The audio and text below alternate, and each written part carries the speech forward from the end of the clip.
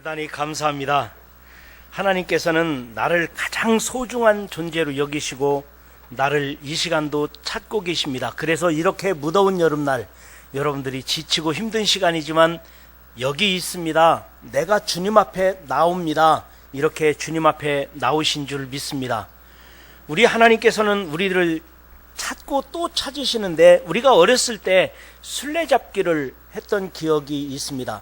숨기 장난이라고 하는데요, 어린아이들이 지금도 얼마나 재미있으면 지금까지도, 저희들도 어렸을 때부터 했는데 지금도 하고 있는 것을 봤습니다. 무궁화꽃이 피었습니다. 무궁화꽃이 피었습니다. 그러면 아이들이 숨는 거예요. 술래가 또 찾아 나서는 거죠.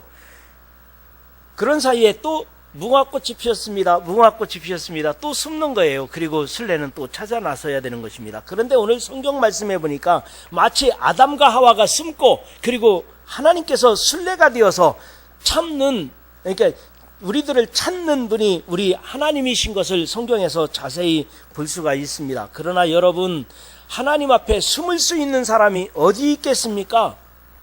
하나님을 속일 수 있는 사람은 어디 있겠습니까? 우리 하나님은 우리를 다 알고 계시고, 우리들 형편을 아시고, 우리들이 숨은 곳을 아시고, 우리들이 어떻게 살고 있는가를 다 알고 계시면서도 우리 하나님은 참아주시고, 또 하나님은 돌보시고 함께 하시고 지켜주시고, 그리고 우리와 늘 동행하시는 하나님이심을 믿으시기를 바랍니다. 그래서 우리는 하나님을 향하여 전지전능하신 하나님, 무소부재하신 하나님, 이렇게 표현합니다. 시편 139편 7절 8절에 이렇게 말합니다. 내가 주의 영을 떠나 어디로 가며 주의 앞에서 어디로 피하리이까? 내가 하늘에 올라갈지라도 거기 계시며 스울에 내 자리를 펼지라도 거기 계시니이다. 우리는 누구라도 하나님을 피할 수가 없습니다. 하나님은 우리들을 늘 지켜주시고 함께하고 계심을 믿으시기를 바랍니다. 그런데 오늘 본문 8절에 이렇게 말합니다. 그들이 그날 바람이 불 때 동산에 거니시는 여호와 하나님의 소리를 듣고 아담과 그의 아내가 여호와 하나님의 낯을 피하여 동산 나무 사이에 숨은지라. 아담과 하와는 숨었다는 것입니다. 여러분, 사람이 죄 지으면 죄 때문에 숨어야 됩니다. 죄 지은 상태로 하나님을 감히 볼 수가 없는 거예요. 그러나 하나님은 우리의 죄를 다 알고 있습니다. 그래서 찾아오시는 거예요. 야, 괜찮다니까? 괜찮아. 죄 지은 그대로 나오라는 것입니다. 여러분, 죄 없는 사람만 교회에 온다면 이 무더운 여름날 교회에 올 만한 사람 아무도 없을 거예요. 그러나 우리가 죄가 있다 하더라도, 문제가 있다 할지라도 괜찮다니까, 나는 다 안다니까, 모든 것을 꿰뚫고 계신 하나님은 우리들이 주님을 피할 때마다 찾아오시는 것입니다. 그래서 오늘 본문 9절에 여호와 하나님이 아담을 부르시며 그에게 이르시되 네가 어디 있느냐? 네가 어디 있느냐? 내 죄 있는 그 상태로 나오라. 하나님께서는 우리를 부르시고 계심을 믿으시기를 바랍니다. 인간이 하나님을 어찌 숨길 수 있겠습니까? 그러나 이상하게 사람은 본능적으로 숨으려는 마음이 본능적으로 있어요. 하나님 앞에 숨으려고 하는, 왜 그럴까요? 죄 때문에 그래요. 죄의 값은 사망이니라. 죽지 않으려고 숨습니다. 그리고 죄는 부끄러운 것입니다. 그래서 숨기려고, 부끄러움을 감추려고 숨는 것입니다. 그러나 하나님은 그냥 놔주지를 않으시는 거예요. 그냥 놔주면 죄 지은 상태로 죽기 때문에, 죄 지은 상태로 망할 수 있기 때문에, 그래서 부모가 물가에서 놀고 있는 어린아이를 늘 지켜보고 있듯이, 위험할 때면 야, 위험하다고 말하듯이 우리 하나님께서도 우리를 지켜보고 계시며 우리들과 늘 동행하고 함께 하시고, 우리들이 안 보일 때는 내가 어디 있느냐 이렇게 찾으시는 하나님이심을 믿으시기를 바랍니다. 그러면 하나님은 왜 우리를 찾으실까요? 왜 나를 그렇게 찾고 계실까요? 저는 오늘 본문 말씀을 중심으로 두 가지를 말씀을 드리려고 합니다. 첫 번째로, 나를 찾으시는 하나님은 나를 가장 소중한 존재로 여기기 때문입니다. 내가 가장 소중한 존재, 하나님의 형상이요, 만물의 영장이요, 우리 하나님께서 가장 소중히 여기는 존재이기 때문에 내가 하루라도 안 보이면 하나님이 견딜 수가 없는 거예요. 내가 가장 소중한 존재이기 때문에 나를 찾고 계시다고 하시는을 믿으시기를 바랍니다. 어린아이가 7살 때 제일 말 안 듣는다고 그래요. 그래서 7살을 미운 7살이라고 하는데, 7살 된 딸아이가 집안을 어지럽히고 엄마의 잔소리가 필요해요.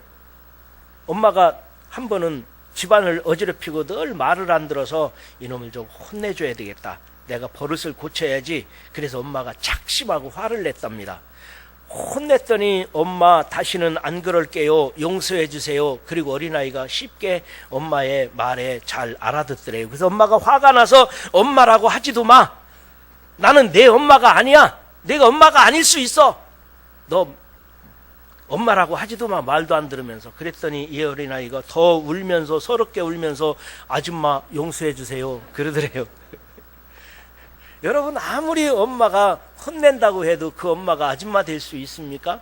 그냥 하는 소리죠. 그게 하나님 아버지의 마음이에요. 우리는 하나님의 자녀로 부름받은 아주 특별한 존재예요. 나를 구원하시기 위해 예수님께서는 십자가에서 죽으실 만큼 나는 소중한 존재예요. 하나님이 나를 때리시더라도 감싸주실 것이며, 하나님께서는 나를 보호하시고 인도하시고 어떤 상황에서라도 나를 버리지 않으시고 눈동자처럼 지키시는 분이 우리 하나님이심을 믿으시기를 바랍니다. 나는 하나님 앞에 가장 소중한 존재임을 기억하시기 바랍니다. 여러분, 옆 사람한테 이렇게 한번 인사해 봅시다. 가장 소중한 분이시군요. 옆 사람을 보시며 가장 소중하신 분이시군요. 하나님이 보시기에도 소중하지만 내가 보기에도 소중합니다. 하나님께서 가장 소중하게 여기십니다. 그래서 하나님은 순간순간 우리를 찾으시는 거예요. 위험할 때 찾으시고, 잘못된 길로 갈 때 찾으시고. 그래서 우리들은 오늘 무더운 여름 날씨에 하나님, 내가 여기 있습니다. 나 죄가 많은데도 그래도 하나님 앞에 나왔습니다. 이렇게 주님 앞에 여러분들은 나오신 줄 믿습니다. 하나님은 이 시간 영광을 받으시고 우리들 한 사람 한 사람을 소중하다고 하셨지만 더 존귀하게 여기시리라고 믿습니다. 그 내용이 신약 성경에 보면 예수님께서 이런 말씀을 하셨습니다. 마태복음 18장에 잘 나와 있는데, 목자에게 100마리의 양이 있었습니다. 100마리의 양들이 있는데 그 중에 한 마리가 길 잃어버렸습니다. 길 잃어버린 한 마리의 양. 나는 100마리의 양이 있으니까 한 마리 정도는 잊어버려도 괜찮아. 목자가 그럴까요? 그럴 수가 없어요. 한 마리를 찾기 위해 99마리, 99마리의 양을 우리에다가 가둬놓고, 우리에다가 99마리를 가둬놓고, 이 목자는 길 잃어버린 한 마리의 양을 찾아서 온 동네를 헤맵니다. 왜 이 한 마리의 양을 찾을까요? 이 양을 찾지 않으면 이리가 와서, 늑대가 와서 물어갈 수도 있고요. 이 양이 길 잃어버려가지고 낭떠러지에 떨어져서 죽을 수도 있어요. 그래서 목자는 길 잃어버린 한 마리의 어린 양을 찾기 위해서 99마리를 우리에다가 가둬놓고 이 어린 양 한 마리를 찾아서, 그 양을 찾았을 때 기뻐서 목에다가 메고, 어린 양 새끼를 목에다 메고 목자는 기뻐하며 때리면서, 야 이놈 자식아, 왜 어디로 도망갔었어? 왜 무리해서 이탈했어? 그러면서 몇 때리면서 그럴까요? 그거 묻지도 않습니다. 양 한 마리를 찾은 기쁨이, 길 잃어버려서 늑대에게 물려갈 뻔했는데, 낭떠러지에 떨어져서 죽을 뻔했는데 이 길 잃어버린 양을 찾았다 기쁨으로 목자의 어깨다 메고 99마리 있는 양 곁으로 오는 것이, 이게 목자의 마음입니다. 또 누가복음 15장에 보면 두 아들이 있는데 둘째 아들이 집 나갔다가 돌아온 비유의 말씀을 예수님께서 하셨습니다. 하루는 둘째 아들이 아버지가 재산 중에서 자기에게 돌아올 상속분, 분깃이 얼마큼 돌아온다는 사실을 알고, 아버지, 나에게 돌아올 상속분, 분깃을 주십시오. 그러니까 아버지의 재산을 두 아들이 있으면 반반 나누는 게 아니라, 당시 유대인의 전통에 의하면 아버지의 것은 다 있는 거고요, 아버지의 것은 손댈 수 없는 거, 아버지의 분깃은 아직 있는 거예요. 그러나 작은 아들에게 조금 줄 거가 있고 큰 아들에게는 많이 줄 거가 있어요.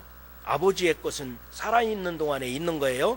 큰 아들에게는 좀 많이 줄 것이고 작은 아들에게는 조금 먹을 만큼만 조금 주는 거예요. 근데 이 작은 아들은 그것을 알고, 내게 돌아올 상속분이 있다는 것을 알고, 아버지, 내게 돌아올 분깃을 주십시오. 그 아버지가 주는 자기 상속분을 가지고 먼 나라에 가서 다 탕진하고 거지가 되었습니다. 거지가 돼서 생각하기를, 아버지 품에는 품꾼들도 종들도 배불리 먹는데 나는 여기서 굶주려 죽는구나. 차라리 아버지 곁으로 가서 아버지의 아들이라고 생각하지 말고 품꾼들 중에 종들 중에 한 사람이라고 여김을 받고 배고픔이라도 면하자. 그래서 집 나간 둘째 아들이 아버지의 품으로 갑니다.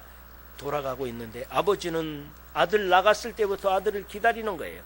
먼 길에서 아들이 오는 것을 보면서 아들을 알아봅니다. 아버지는 신발도 신지 않고 뛰어나가서 이 아들을 얼싸안고 얘들아, 좋은 옷을 내와 입히거라. 신발을 신기라. 송아지를 잡고 잔치를 베풀자. 아버지는 이 집 나간 둘째 아들을 향해서 야 이놈아, 너 가지고 나간 돈 다 어디다 썼어? 묻지도 않습니다. 너 어디 가서 웬 고생을 이러고 있느냐고 문제 삼지를 않는 거예요. 이것이 바로 우리 아버지 하나님의 마음임을 믿으시기를 바랍니다. 오늘날 우리 반석교회도 마찬가지입니다. 예수 믿다가 길 잃어버린 어린 양들이 얼마나 많습니까? 둘째 아들처럼 집 나간 사람들은 없겠습니까? 우리들 주변에는 수없이 많은 사람들이 주님의 품을 떠나고 주님을 잃어버리고 사는 사람들이 수없이 많이 있습니다. 아버지 하나님은 이들에게 대해서도 극진한 사랑을 가지고 계시다는 사실을 꼭 기억하시기를 바랍니다. 우리들은 그를 외면하지 말고 아버지의 마음으로 그를 찾아 나서야 합니다. 그리고 나도 집 나간 어린 양과 같이 되지 말고 속썩이는 하나님 아버지의 마음을 상하게 하는 일이 없어야 할 것입니다. 그래서 주님은 이렇게 말씀하셨습니다. 항상 기뻐하라. 쉬지 말고 뭐하라? 기도하라. 범사에 감사하라. 이것은 아버지 하나님의 뜻이니라. 항상 기뻐하라. 쉬지 말고 기도하라. 범사에 감사하라. 이는 아버지 하나님이 너희를 향하신 뜻이니라. 여러분, 우리들이 하나님의 품 안에서, 주님의 거룩하신 품 안에서 여러분 항상 기뻐하며 즐거운 인생 사시기를 주의 이름으로 축원합니다. 그리고 하나님께 늘 교제하는 거예요. 친밀한 거예요. 하나님께 늘 교제하며 친밀하게 어떤 어려움이 있어도 기도하며 사시기를 주의 이름으로 축원합니다. 그러나 감사의 열매가 있어야 합니다. 늘 범사에 항상 감사하며 감사로 풍성한 여름, 이렇게 무더운 여름, 짜증날 수 있는 여름이지만 여러분 감사의 열매가 많이 맺어지는 그런 여름이 되기를 주의 이름으로 축원합니다. 여러분, 하나님은 나를 소중히 여기시어 하나님의 자녀로 부르셨습니다. 하나님은 나를 특별한 존재로 여기시어 반석교회 성도로 부르셨던 것입니다. 그리고 새로운 사명을 주시고 충성된 일꾼이 되기를 원하고 계십니다. 그 부르심에 감사하기를 주의 이름으로 축원합니다. 그 다음에 두 번째로, 나를 찾으시는 하나님은 나를 구원하시고 영원히 함께하기를 원하십니다. 두 가지를 말씀드린다고 했어요. 첫 번째로는 나를 찾으시는 하나님은 나를 가장 소중한 존재로 여기셔서 나를 찾는다는 거예요. 그런데 오늘 두 번째로는 나를 구원하시고 영원히 함께하기 위해서 찾으시는 것입니다. 요즘 젊은이들은 말을 확 줄여서 쓰는 말들이 너무 많습니다. 그래서 쓰는 말들을 우리가 다 이해하지 못해요. 어른들은. 그 중에 하나가 요즘에 청년들이 제일 많이 쓰는 말이 소확행이라는 말이 있어요. 소확행. 우리는 잘 모르는 게 많아요. 이종열 권사님은 잘 아셔요? 소확행. 근데 아이들은 잘 쓰는 말이거든요. 소확행이 뭐예요? 작지만 확실하게 행복을 누리자는 얘기거든요. 작지만 확실한 행복을 위하여, 작지만 확실하게 행복하게 살자, 소확행이라는 말을 자주 씁니다. 야, 그 말을 그렇게 줄이면 어른들은 못 알아듣잖아. 어른들 알아들으라는 얘기가 아니라 우리끼리 하는 얘기예요. 작지만 행복하게, 확실하게 행복하게 살자는 게, 그게 어떻게 보면 젊은이들의 철학인지도 모릅니다. 그래서 저도 생각해 봤어요. 야, 나도 줄여야겠다. 나도 하나 만들어야겠다. 그래서 제가 하나 만들었어요. 설교 준비하다가 하나 나도 만들어야겠다. 그래서 만든 말이 매하함, 이렇게 만들었어요. 이건 제가 만든 거예요. 아무 데서도 안 쓰는 말이에요. 매하함. 그게 뭐냐면요, 매일매일 하나님이 함께 하신다. 여러분 휴가철에 어디 가걸랑 젊은 애들이 소액함 이러걸랑 여러분들은 매함 이렇게 하세요. 그게 뭐냐고 그러거든. 우리 우금표 목사가 만든 말이라고 얘기하세요. 매일매일 하나님이 함께 하신다, 그 얘기예요.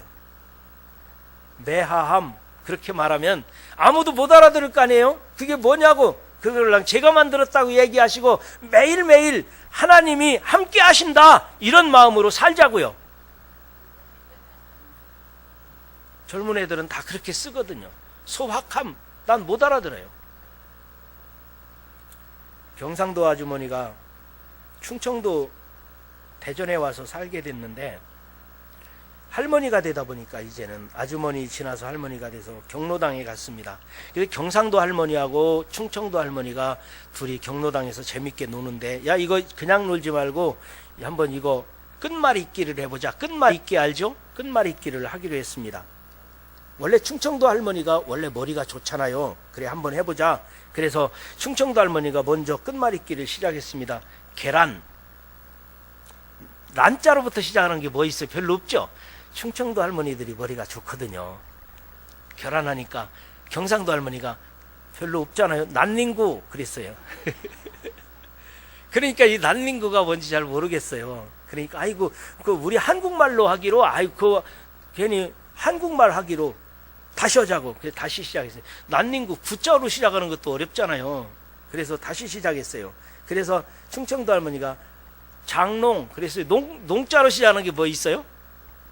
별로 없죠. 그러니까 경상도 할머니가 장농 하니까 농자로 시작하는 게 별로 없으니까 농가묶기 그랬어요. 농가묶기가 뭔지 알죠? 나눠 먹는 게 농가 먹는 거예요. 그러니까 충청도 할머니가 에이 한국말로 하자니까 자꾸 일본말을 쓰고 그래. 그래서 그만뒀다는 얘기가 있어요. 서로 살아온 과정이 다르고 살아온 동네가 다른데 당연히 다르죠. 그럼에도 불구하고 우리 교회는 늘 같아야 됩니다. 그래서 교회는 언제나 같은 말, 같은 생각, 같은 목표를 가지고 살아야 돼요. 반석교회는 같은 말을 할 것이며 같은 생각을 하며 같은 목표를 향해 산다. 여러분 교회만 그런가요? 여러분의 가정도 마찬가지예요. 세대가 아무리 변해도 우리 가정만큼은 우리가 아버지와 엄마 그리고 엄마와 모든 자녀들이 서로가 같은 생각을 가지고 살자. 같은 목표를 향해 살자. 그리고 같은 말 좀 하자. 같은 마음을 가져야 됩니다. 그러면 하나님과 나의 관계는 어떨까요? 두말할 것도 없이 같은 마음이어야 합니다. 그래서 하나님께서는 우리들을 구원하셨고 그 구원하시기 위해서 십자가에서 죽으셨고 우리를 버리지 않으시고 눈동자처럼 지키시는 분이 우리 하나님이심을 믿으시기를 바랍니다. 하나님은 나의 사정과 나의 형편을 다 알고 계십니다. 그래서 아담과 하와가 나무 그늘에 숨어 있을 때 아담아 내가 어디 있느냐라고 찾아오신 것입니다. 다 알고 있습니다. 벗었나이다. 그래 벗은 거 다 알고 있다 아시면서 찾아오신 것입니다. 그런데 10절 11절에 보니까 이르되 내가 동산에서 하나님의 소리를 듣고 내가 벗었음으로 두려워하여 숨었나이다. 이르시되 누가 너희 벗었음을 내게 알렸느냐? 내가 내게 먹지 말라 명한 그 나무 열매를 내가 먹었느냐? 하나님께서는 다 알고 계신 거예요. 찾아오셨다는 것입니다. 그런데 여전히 사람은 책임 전가합니다. 누구에겐가? 누구 때문에 그랬어요?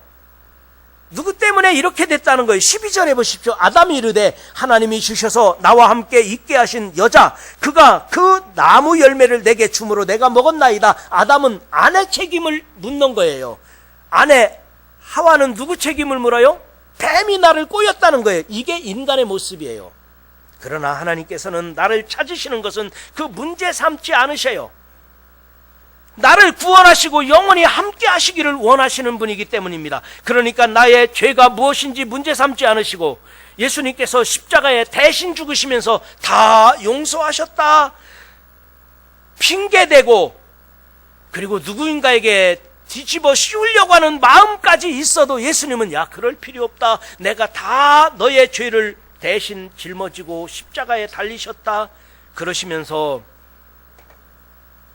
어떻게 하셨느냐면 하나님이 아담과 하와에게 옷을 입혀주었는데 그 옷이 1번 가죽옷일까요? 2번 비닐종이 옷일까요? 가죽옷을 지어 입히셨습니다. 자, 조금 내려가서 창세기 3장 21절입니다. 여호와 하나님이 아담과 그의 아내를 위하여 가죽옷을 지어 입히시니라. 여기 가죽옷이라는 데 의미가 있습니다. 여기 가죽옷은 누군가가 죽어서 가죽을 벗겨가지고 그것으로 옷을 지어 입어야 가죽옷을 입히는 거예요. 소가 죽어서 소가죽을 가지고 가방을 만드는 거예요. 구두를 만들어 신는 거예요. 양이 죽어서 양 껍데기를 벗겨서 양 가죽으로 옷을 지어 입은 거예요. 이것은 무엇을 상징하는 것입니까?